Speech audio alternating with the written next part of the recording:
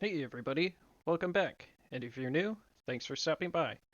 So it has been a year, almost to the day, since I uploaded my Alienware R10 unboxing video. So I figured I'd post a 1 year ownership update. Since then, I've gained about 300 subs, which is awesome, and I thank you all who have subbed for that. Before that, I only had between 15 and 20 subs, but I wasn't posting all that often, and when I got the Alienware, I decided to upload as often as possible. I know the last couple of months have been a bit slow, but I'm working on more videos. Just needed a bit of a break for some reasons I'll let you know in the next video. My Alienware adventure all started back in early February 2021 when I saw Dell was having a doorbuster on the R10 with the 3070 for just $1,100, compared to buying a 3070 by itself at the time for $1,200 or more dollars. So I thought it'd be a deal. I jumped right on it when the doorbuster dropped, ordered the bone stock version with no upgrades as I wanted to make sure I got it.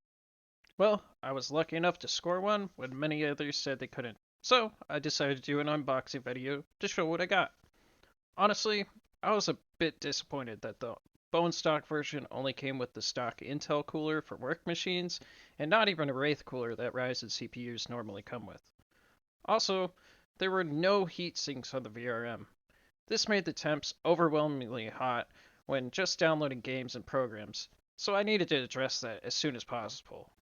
This led me into my next video, which was to upgrade the CPU cooler, and one thing I found out is that the motherboard on the R10 had cooler mounts set up for the Intel cooler, obviously, since it had an Intel stock work machine cooler, but this is probably so Dell didn't have to make multiple boards for different CPUs.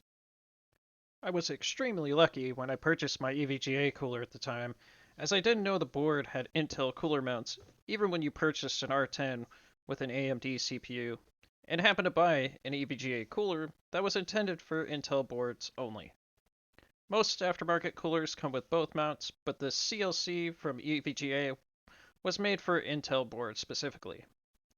After installing that, the temps on the CPU went way down and weren't reaching 100°C, just downloading games and software, so that definitely helped a lot. However, the VRM was still scorching hot, and I needed to do some work there. I wasn't able to obtain the VRM heatsinks from Dell directly, so I purchased one on eBay, but it was only one of two I needed. I tried to find the other heatsink for a couple weeks, but wasn't able to find it anywhere, so I found small copper heatsinks on Amazon and installed those with some thermal tape. They worked great, and the temps on the CPU and VRM were now manageable and weren't causing lag or overheating issues. Now that the temps on the CPU and VRM were manageable, frame rates increased, and I was now ready to game without having to worry about the temps. However, I wasn't done there with the cooling. I wanted to see what else I could do and if I could add any additional fans to it. Now, there was one problem. The hard drive bay, the 3.5 disk drive bay, was in the way, but I was able to remove that and I was able to add a fan there. I took that fan plus the original intake fan and replaced them with magnetic lab fans from Corsair. I have these in another PC that I've been using for years and they work great. And they're also quiet. So I went with those. With two intake fans on the front instead of just one, more cool air could be pulled into the case to help cool things down. I was still limited to one exhaust fan at the top of the case, as the power supply mounting situation in the R10 doesn't allow for a rear exhaust fan. That means the air going through my CPU cooler's radiator was going to be a bit warm, but overall it really didn't affect things. Once I had that all situated, I decided to take things a little bit further and see if I could upgrade the RAM to 32 gigabytes of RAM instead of 16 gigabytes, and as well throw a newer CPU in it, a 3800X instead of the 3700X. The way I did this is I took the RAM from my Corsair PC along with the CPU and threw it into the R10. At first, I had some troubles booting up, but doing some simple button presses on the power button got things to work. Also, with the RAM, I had to make a couple changes in the BIOS, which is a very limited BIOS on the R10, but I was able to get it to recognize the 32 gigabytes of RAM and the speed of it as well. so it was possible to upgrade those. Now, 5000 series CPUs are still up in the air, but from what I've seen and what I've tried, it's not possible unless Dell does a BIOS update on this specific motherboard to allow it. I have not seen one yet, so likely they did this so people would spend more money on a new PC, but honestly, if I were going to do that, I'd just buy a different motherboard and be done there. I may get around to that one day, but I haven't yet up to this time. After that, I decided I might as well try to see if I could fit a different power supply in the R10. I put in an EVGA 850 watt power supply, and it definitely fit, but it was a bit tighter with the weird door that the R10's case has, so it wasn't really optimal to keep it in there and put back in the stock power supply instead. Theoretically, if you want to do it, you could. Personally, I don't believe I needed 850 watts for it, and 500 watts was sufficient enough for the R10. So finally, after trying all these things, I decided, what if I put my 1070 in there? How would the performance change? Would it be better or worse? Obviously, it's not going to be better. So I did some testing, checked out the frame rates, the temps, everything like that with a few different games, and honestly, with the 1070, it wasn't that much of a difference, but enough that you had to turn things down in specific games. Even turning down like Rise of the Tomb Raider from 1080p to 720p just to get it to run decent on the machine. At the same time, I also did a comparison of the 1070 versus the 3070 in there, and then putting the 3070 in my other machine, which I call the Corsair PC because it has multiple Corsair parts in it and a lot of LED lights that are also Corsair. I found that the 3070 performed much better in the Corsair PC over the Alienware, so that was kind of the time I was thinking I might just swap it out and put the 1070 in the R10, and then probably give the R10 to a family member. Now, I didn't say who, what, or when, so that's what we'll get onto here. And that leads to, where is my R10 today? I haven't uploaded anything in a while. Did I sell it? Did I give it to a family member? Does it still have the 1070 or the 3070? Well, as I said, I wanted that 3070 since I couldn't find another one for a decent price at the time, and they were selling around $1,200 minimum, which is more than I paid for the entire R10. Even close to what I paid for it after all the upgrades I did.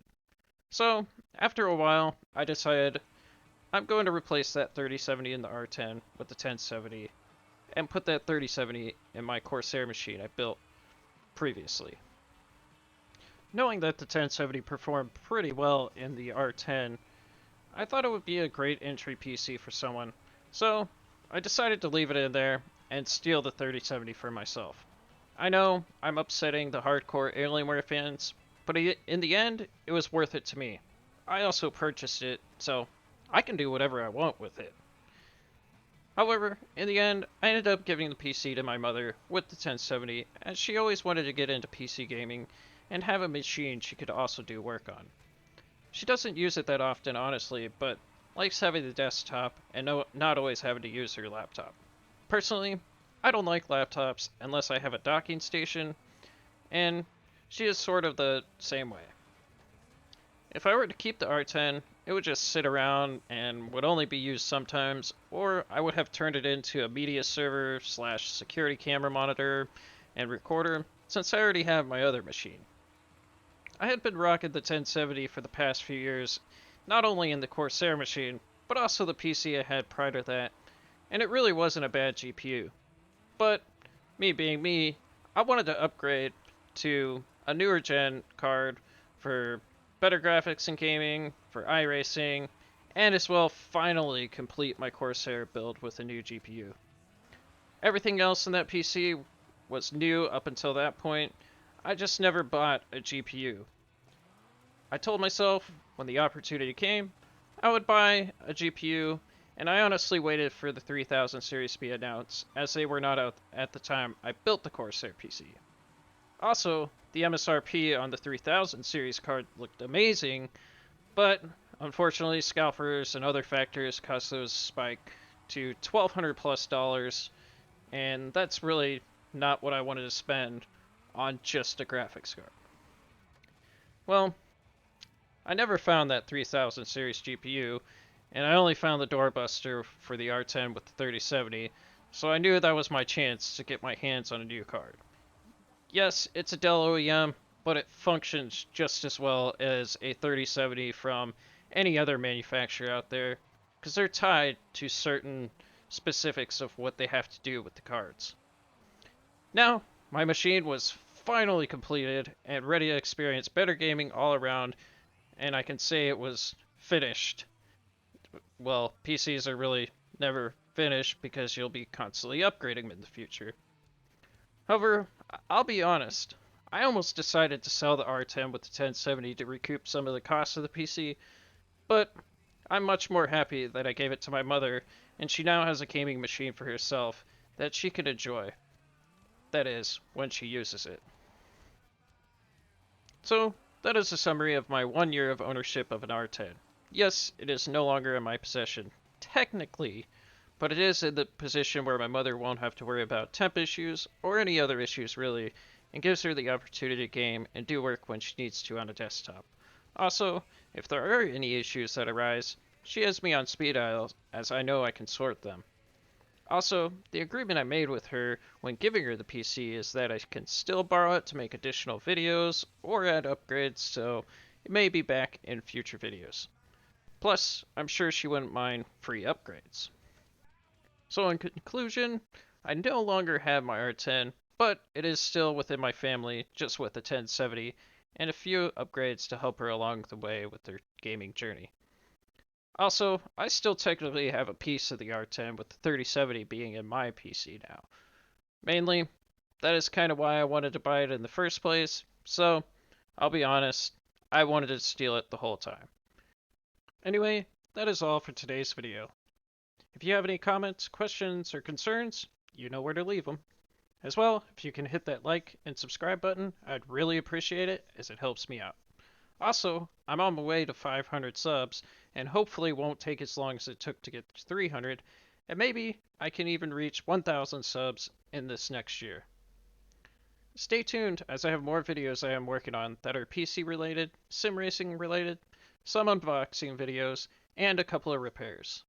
I thank you all for stopping by, hope you have a great rest of your day, and take care.